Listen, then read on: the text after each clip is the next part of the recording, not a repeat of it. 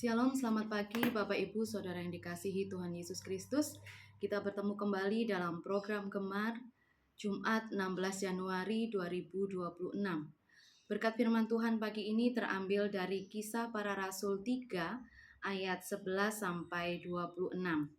Renungan firman Tuhan ini saya beri judul Kuasa di dalam nama Yesus yang mengubah hidup. Bapak Ibu Saudara yang dikasihi Tuhan, firman Tuhan hari ini membawa kita pada sebuah peristiwa yang sangat penting dalam kehidupan gereja mula-mula. Seorang lumpuh sejak lahir disembuhkan dan orang banyak menjadi heran.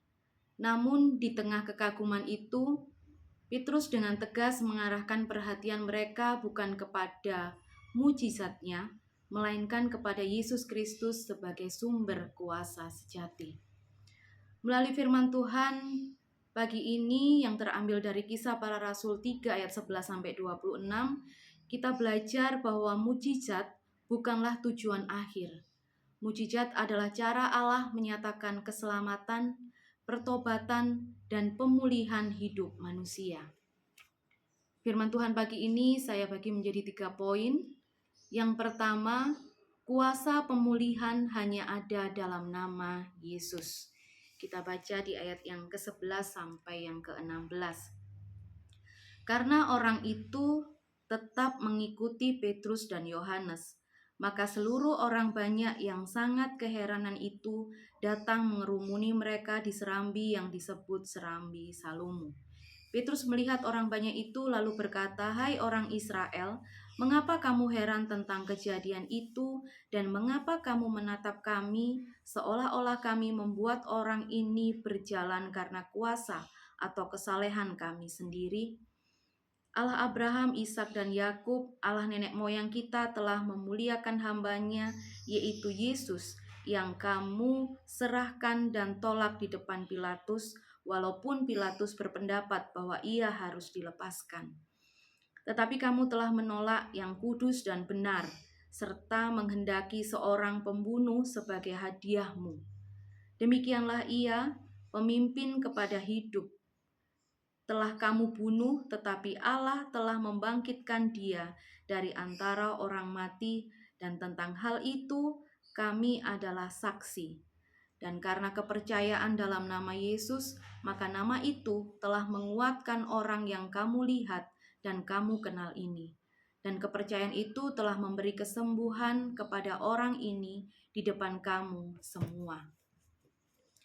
Ketika orang banyak memandang Petrus dan Yohanes dengan penuh kekaguman, Petrus segera meluruskan pemahaman mereka. Ia berkata bahwa apa yang terjadi bukan karena kuasa atau kesalehan manusia, melainkan karena iman dalam nama Yesus Kristus. Petrus ingin menegaskan bahwa bukan manusia yang layak dipuji, bukan kemampuan rohani, tetapi Yesus Kristuslah sumber pemulihan. Dalam Filipi 2 ayat yang ke-9, firman Tuhan mengingatkan kita, Allah sangat meninggikan dia dan mengaruniakan kepadanya nama di atas segala nama. Seringkali kita berharap pada manusia atau keadaan, tetapi firman Tuhan menegaskan bahwa hanya di dalam Yesus ada kuasa yang sanggup mengubah hidup. Poin yang kedua, panggilan untuk bertobat dan berbalik kepada Allah. Kita baca ayat yang ke-17 sampai 21. Hai saudara-saudara, aku tahu bahwa kamu telah berbuat demikian karena ketidaktahuan, sama seperti semua pemimpin kamu. Tetapi dengan jalan demikian Allah telah menggenapi apa yang telah difirmankannya dahulu dengan perantaraan nabi-nabinya, yaitu bahwa Mesias yang diutusnya harus menderita. Karena itu sadarlah dan bertobatlah supaya dosamu dihapuskan, agar Tuhan mendatangkan waktu kelegaan dan mengutus Yesus yang dari semula diuntukkan bagimu sebagai Kristus. Kristus itu harus tinggal di surga sampai waktu pemulihan segala sesuatu, seperti yang difirmankan Allah dengan perantaraan nabi-nabinya yang kudus di zaman dahulu. Petrus dengan penuh kasih menyampaikan kebenaran tentang dosa. Ia tidak menghakimi tetapi juga tidak menyembunyikan kebenaran. Ia menyatakan bahwa Yesus yang disalibkan itu adalah Mesias yang telah ditetapkan Allah. Namun yang luar biasa, Petrus tidak berhenti pada teguran. Ia mengundang setiap orang untuk bertobat. Pertobatan itu membawa pengampunan dosa, kelegaan dari Tuhan, dan pemulihan hidup yang sejati.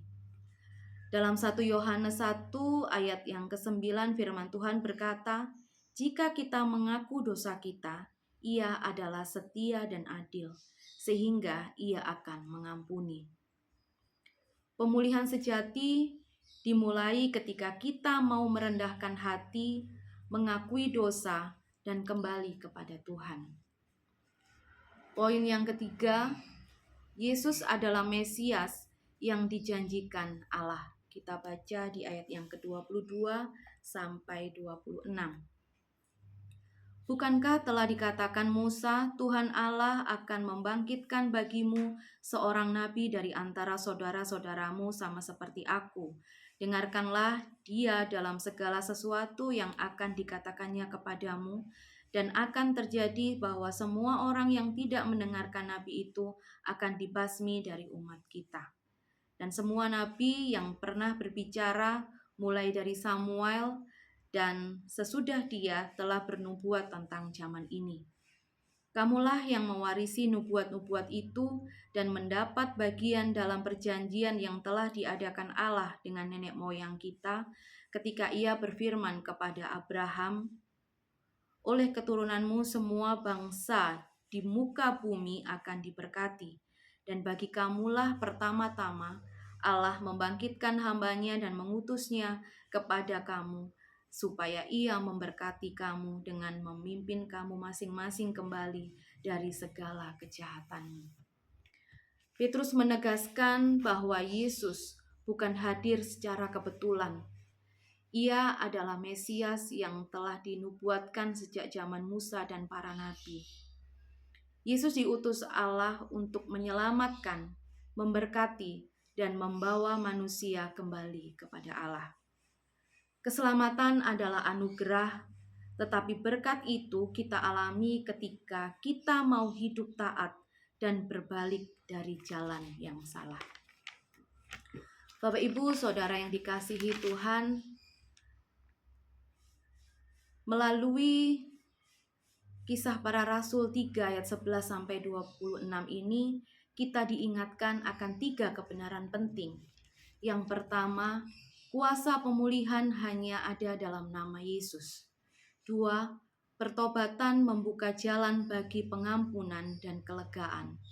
3, Yesus adalah Mesias dan Juru Selamat yang dijanjikan Allah. Kiranya kita tidak hanya kagum pada mujizat, tetapi mengalami perubahan hidup dan hidup setia dalam Kristus. Amin. Mari Bapak Ibu kita satu di dalam doa. Tuhan Allah Bapa yang ada dalam kerajaan surga, terima kasih untuk firman-Mu yang telah kami dengar. Kami bersyukur karena di dalam nama Yesus ada kuasa, ada pengampunan dan pemulihan. Ajarkan kami untuk hidup dalam pertobatan yang sungguh-sungguh, iman yang teguh, dan ketaatan yang memuliakan nama-Mu.